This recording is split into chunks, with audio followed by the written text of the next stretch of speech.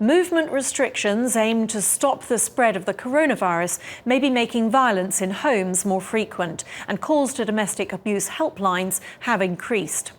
Outside the home, the economy is being decimated. In this report, Sue Saville finds out how research in business schools is playing an important role in the response to the pandemic and how it can help society and the economy recover. Business schools have expertise in areas that are not obvious but are fundamental to our recovery from the pandemic and response to any future outbreaks. Areas like mental health and socio-economic inequality. At Birmingham Business School, research has identified a marked increase in national trends of domestic abuse and child maltreatment, revealing the lifetime cost to individuals and society. Research here at Birmingham Business School shows that those who've been through domestic violence are nearly 3 times as likely to have mental ill health. They also have higher rates of diabetes, heart disease and early death. And that children who've been maltreated are nearly twice as likely to have mental health problems later in life.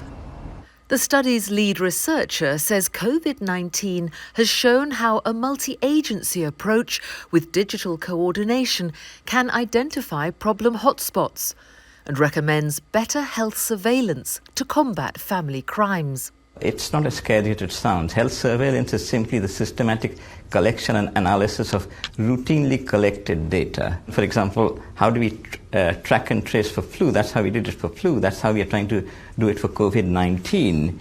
So this is all about collecting routine data, analyzing at-risk groups, trying to reach out and finding ways to reach hard-to-reach groups, and giving them the tools. Maybe it could be an app by which they can report their concerns and bring this to the attention of public health professionals and, if necessary, the police. Hello, Birmingham and Solihull Women's Aid, how can I help? Calls to this Women's Aid helpline doubled this summer compared to last year. Crimes hidden in the home are not only damaging individual lives, they're also putting a huge burden on public health and business.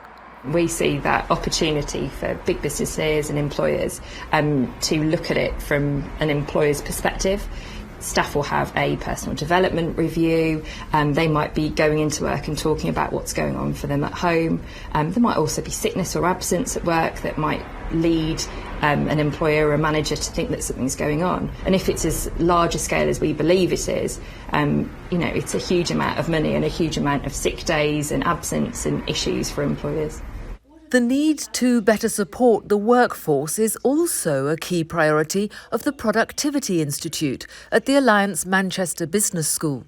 Tackling Britain's underperformance in productivity needs collaboration between academics, business leaders and government. Well, above all, we need to begin to invest in people's skills in a very important way. And this is not just sending people to universities, although that's very important too, but it's also particularly improving people's technical skills, their digital skills, sometimes we call them vocational skills. So this is true for everyone in the workforce. The second important thing is that local and regional governments really need to begin to work together.